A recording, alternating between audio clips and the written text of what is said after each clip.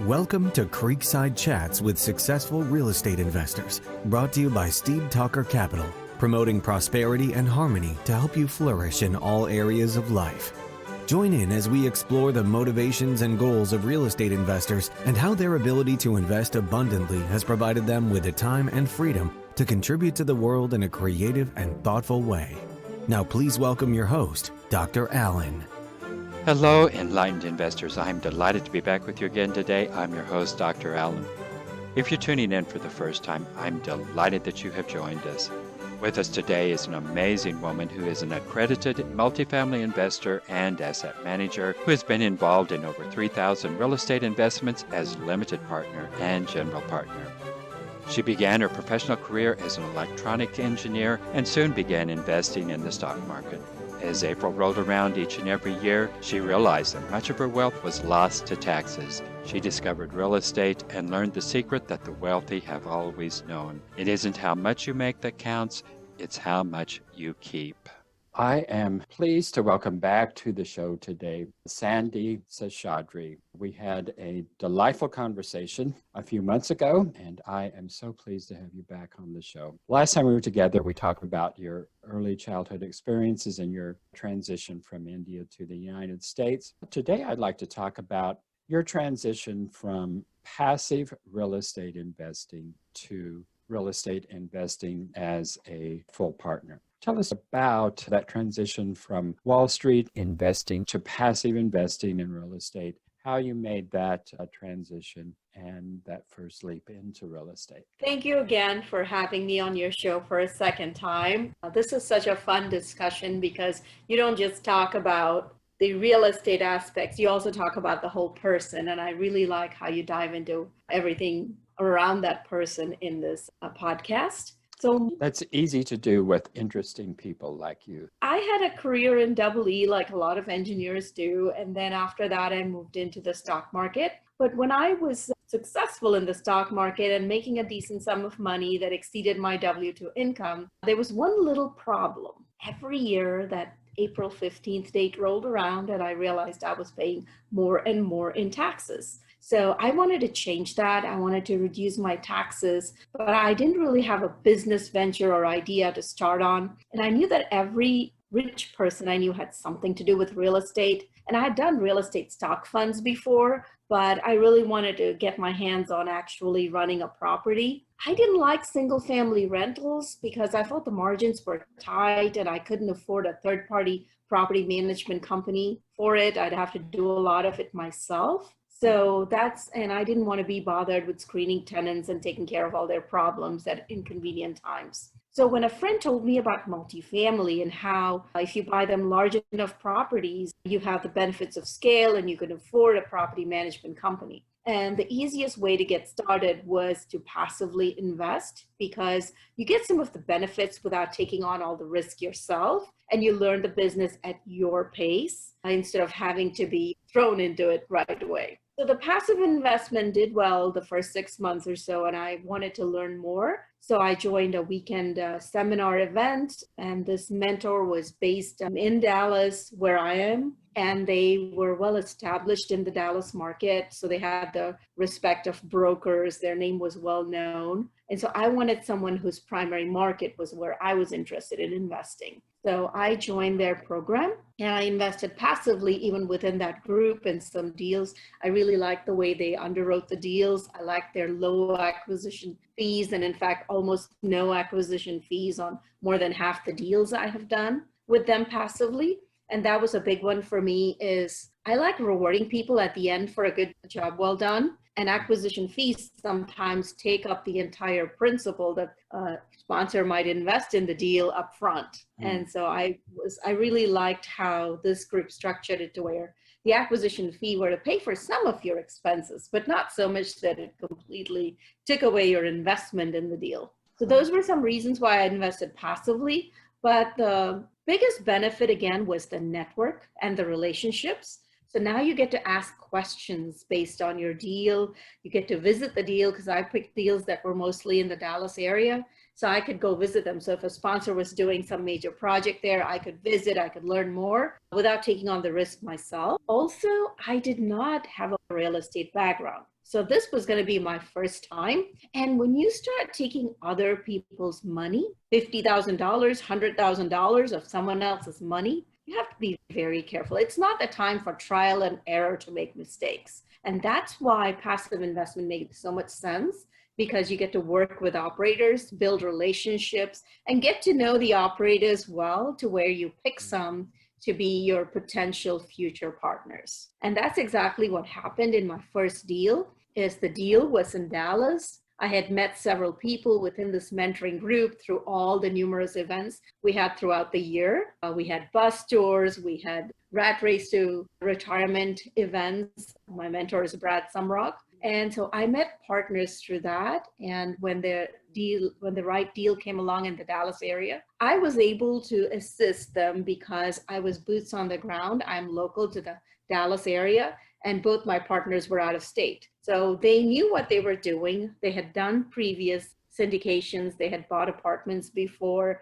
They knew the KPIs to track and keep the asset in order. But at the same time, they weren't local, so they'd have to make a trip each time, and I could save them that. So find a way how you can add value to an experienced sponsor so you can free up their time to do other things, whether that is in help in underwriting the deals, to being in person at the property as boots on the ground, or maybe you help some with a capital raise as well. And you can do more of the, shall we say, execution of the project under their leadership or umbrella the first time. I think that's a really good way to do it. It's like an internship training where you still have the main leader in charge of what goes on, but as you execute, you gain that confidence. You start suggesting ideas, you do all of these little projects, and then before you know it, you're ready to be that lead, be the captain of the ship, if you will, for your next round. So that's how I transitioned from passive to being a deal sponsor. Talk to us about that first deal. What was it? How many units? What class was it? What part of the Dallas metro? So my first deal is in this little submarket called Cleburne.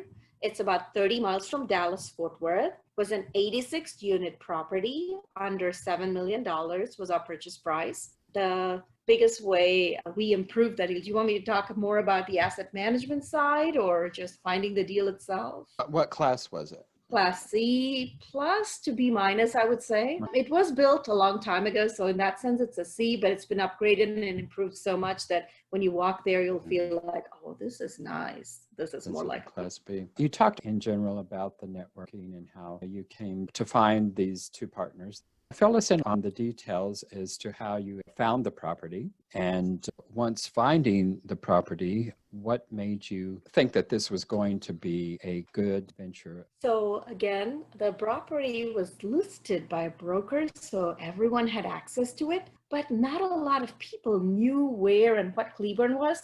So they just assumed, I think, that it was a boony town somewhere in Texas that had nothing to do with the Dallas-Fort Worth market. So there were actually fewer bids than on a typical deal that you would find in DFW, where it becomes a bidding war almost. Right. So this deal, I think, was just under the radar and a lot of people didn't see it. We, being a local to the Dallas market, I knew the location, I underwrote it, I toured it, I could see how I was getting very close to the whisper price. And there were some other partners from out of state, others in the group who were also bidding on it. And I joined these guys because they had the experience, but I had the local knowledge and I could be boots on the ground as often as needed. So that's how we ended up partnering on this deal. We had some great ideas on executing it, and now it's been over a year. And I'm surprised as to how well it's done despite 6 months of COVID. So yeah, you're pointing out the importance of boots on the ground and having knowledge of the area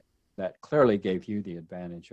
You mentioned you did the underwriting. Talk to us about the details of that underwriting experience. So I joined a personal mentoring program, which gives me access to coaches. And by the time this deal came around, I had probably underwritten at least 100 deals and just checked it with coaches to make sure I was sharpening my pencil each time and seeing where I had some room to move. But at the same time, the underwriting was very conservative. We underwrote this deal at a reversion cap of 7.4, which is almost a 2-point difference than the in-place cap at which we bought it. My partners as well had underwritten the property independently, and we shared notes and refined the financial strategy, so to speak, on how we're going to make this work. One of the biggest things we saw was that the leasing office was housed in a large 2-bedroom, 1.5-bath condo, which is, we had condos on one side and apartments on the other side. And this particular unit was the highest revenue unit.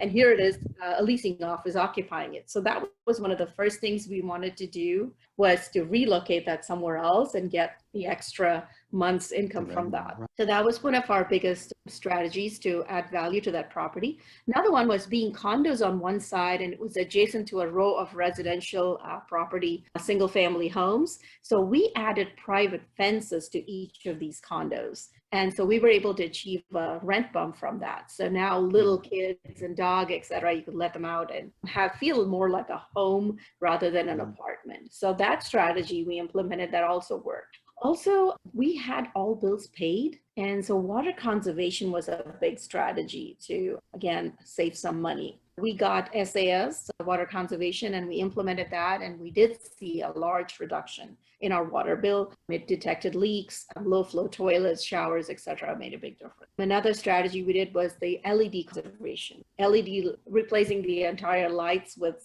LED lights saved us on electric bills as well. So those were some of the biggest things we implemented. Relocating the office was always the big one in terms of immediate impact on the operating income. But in terms of the underwriting itself, what are some things you want to look for? The rent bumps, right? Analyzing the comps in your area is very important. So we toured the comps. Since I lived there, I live in the Dallas area, I was able to personally visit some of the comps next door and within a mile's radius and really see where we can achieve the rent bumps. And this property had substantially lower rents, like $200, $250 kind of rent bumps because of some having been living there for many years. There was a large opportunity to increase the rents. And about 8 tenants were still Section 8 type of tenants. They were paid by some kind of a government assist program. So actually, as we went in and realized this was more than what the government had allocated in their rent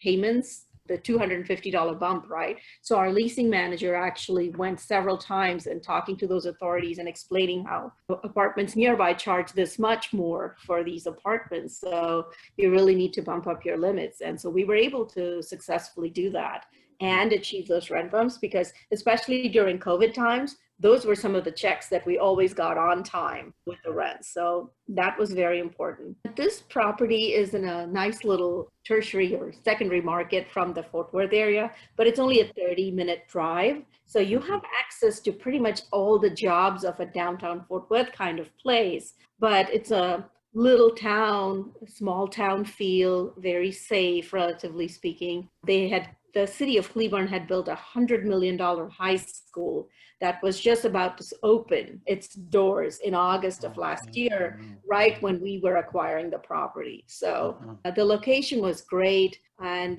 while there are a lot of new apartment buildings going up in that city, there's not enough of older apartments that therefore charge lower rents in there. There's not enough supply of B's and C's. So our occupancy has always been pretty high, in the 90s for sure. So that was another really good factor. There's a state park within a 15-minute drive, the Cleburne State Park. There's a diversity of jobs there. There's a pasta manufacturing company. Just a lot of good market factors that contributed to this little asset out there that not many people are aware of and actually ended up doing really well. So even if we had to sell it now, we're still well above the price we paid for it a year ago. Wonderful. Let's move into the management. How has that been? This was your first time to have hands-on experience in real estate management. So talk to us about the asset management. So the best part was I had partners with experience, and we have weekly calls with the property management company we hired. That was another very important factor when you buy an apartment, is to choose a company that is already established in that market. No matter how much you know about the famous name companies that have successfully done deals maybe in the main Dallas metro area, when it comes to a smaller submarket like that, you ideally want to find someone who's familiar, who's established there, maybe managing at least one other property there. And that's exactly what we did, was to find a company that already had a presence in that market. They knew the market, knew where the clients come from, how to market the property, how to achieve the rent bumps, how to uniquely position, for example, townhomes that are 2-story, 2-bedroom, 1.5 bath with parking right up front. That's definitely, you can't find another property like that there, right? Yeah. You find apartments, but you can't find these townhouses. One of our tenants, for example, was living in an apartment, and when they grew their family, had a child, they just moved over to this other side to stay in a townhome.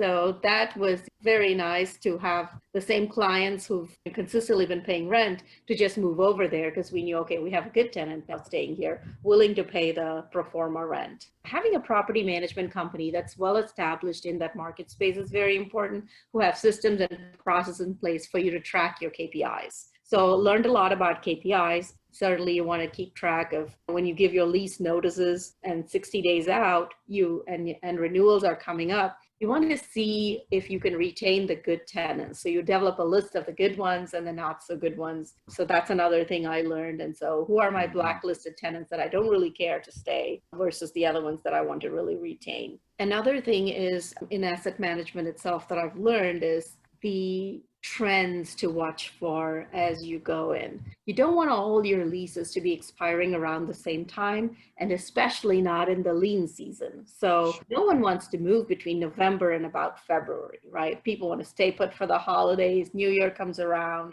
It's more around closer to March that they're ready to move. So March through August is where you want to try, for example, your major rent bumps. You don't want to try it when leases are expiring in November. And also stagger those leases. So if the renewal puts several leases as expiring end of August, you want to try to, in fact, sign them for 10-month leases or 11-month leases so that you can get June and July rather than end of August. School kind of starts. A lot of families don't want to move after that. Of course, this has been an interesting year with COVID and remote learning. So we're still getting a lot of traffic in this time of the year. But those are some of the things I learned. And again, having experienced partners and an entire mentoring group to share your ideas. We have several Facebook groups where you can go in and say, well, this is a problem I'm having. Have you experienced this? How do you address this kind of stuff? So when we moved the leasing office, we moved it to part of the laundry room, the laundry center, but we had to build a really strong reinforced wall there so that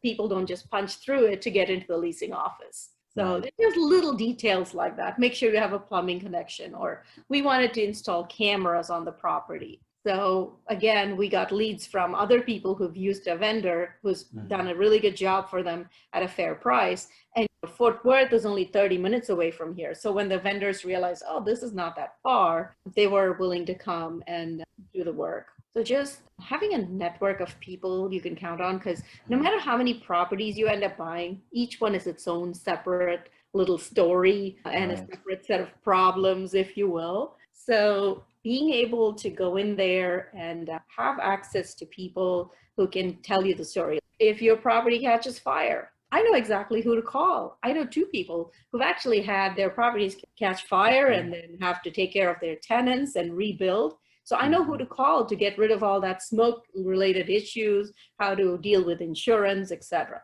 Same with the Harvey flood. I haven't had my property flooded. I don't have a property in Houston, but should I have flooding types of issues, I know exactly who to call and ask for help, because there's never going to be a perfect time when you're going to know everything possible that could happen in your property. And so if you keep waiting for that perfect time where you've read every possible book and you're ready, so at some point you have to say, I'm going to jump in. I've done enough homework and enough research. I've got the network to help me if I run into issues. And these are the main trends and things I need to watch for in my property before it becomes a problem. So you don't want 10 tenants leaving all on the same day. You have your thresholds, like this is the maximum vacancy I want to have at a time. So you kind of stress test your property and say, I need to have this much. This is the maximum I can handle in vacancies. And I need to make sure I keep these tenants in the property. So unit turns are very expensive,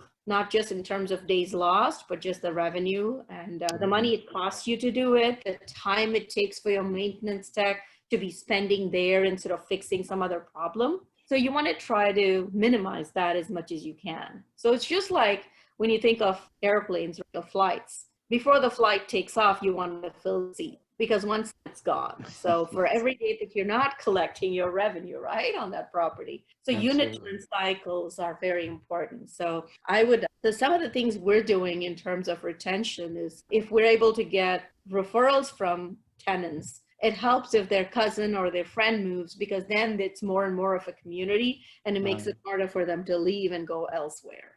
That's an important thing, is to promote more retention rather than always looking at new leases when it comes to existing good tenants. It sounds like a fantastic year and remarkable experience. Enlightened investors, are you passionate about the work of your calling but have little time to develop a passive investment portfolio to secure your future? Even though you're blessed to work in your calling, would you like to have the financial freedom to live more abundantly in all areas of life? If this is you, visit us at steedtalker.com. You can schedule a 30-minute call to talk about anything or send me an email at alan@steedtalker.com. I look forward to meeting and connecting with you. What's it been like from a personal perspective? What's it done for you and your family? It's been really nice to be actually going somewhere to improve a community. So I take my kids on the weekends. We drive past that Cleburne area to get to other places. So we always stop there when we are around. And I say, look how this used to be. Look what we've done with it, for example. And that feels really good. I'm big on the whole community events. And so I have some folks in my group who've done some great things. One of the things we did during COVID was initially we were trying to do things like picnics and hot dogs. We have a nice courtyard in the middle. We like to grill stuff and get a whole community together. But because of COVID, we couldn't do that. So we ended up doing a care package instead. So we put like a hand sanitizer, a cute little roll of toilet paper, and then packaged snacks and things with the least amount of handling, packed it like a nice gift bag and hung it on the doors of all the tenants. And with a little thank you note to say, we appreciate you. So just things like that to show our appreciation for our tenants, for the community and building that. I think of when I buy a property just like this one and the other ones I've looked at since then, it's something I want to hold on to for a long time, not just a quick spin, a quick flip.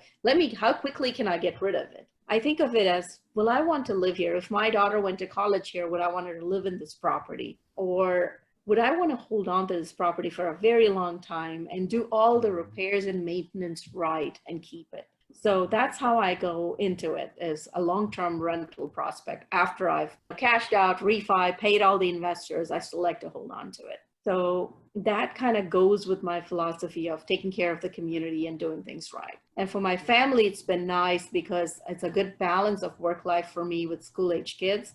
I get to pick my schedule instead of the corporate rat race, so to speak. I'm a corporate slave for 50, 60 hours a week and having to travel at their convenience rather than mine. What an experience, and thank you for sharing that experience with us. Before we go here, just tell our listeners and viewers how it is they can get in touch with you. I have a website, multifamily4you.com. So the 4 is spelled and is a number, and then YOU is spelled out. So multifamily4you.com is my website.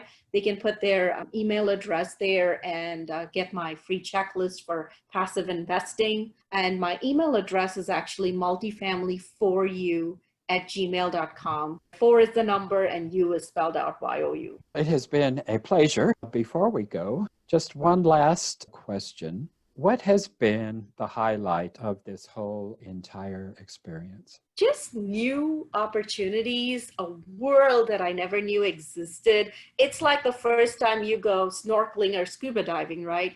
You're not aware that this whole world exists out there because you're in your narrow little world. And now I've met hundreds of thousands of people now just through social media and person conferences. And the things I've learned and the types of people I've met is just priceless. So I'm a people person, so I love seeing and meeting people. And even now through Zoom, etc. It's just opened a world of possibilities that never existed before. So I'm very grateful for that.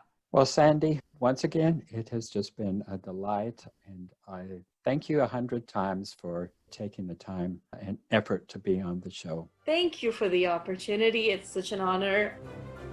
Thank you for joining us on Creekside Chats with Successful Real Estate Investors, brought to you by Steed Talker Capital.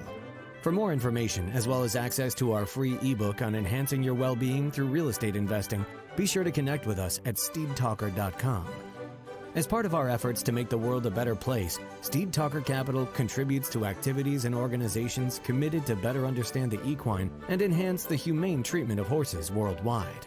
Steed Talker Capital, working for a world where all creatures, great and small, flourish abundantly. Connect with us at steedtalker.com.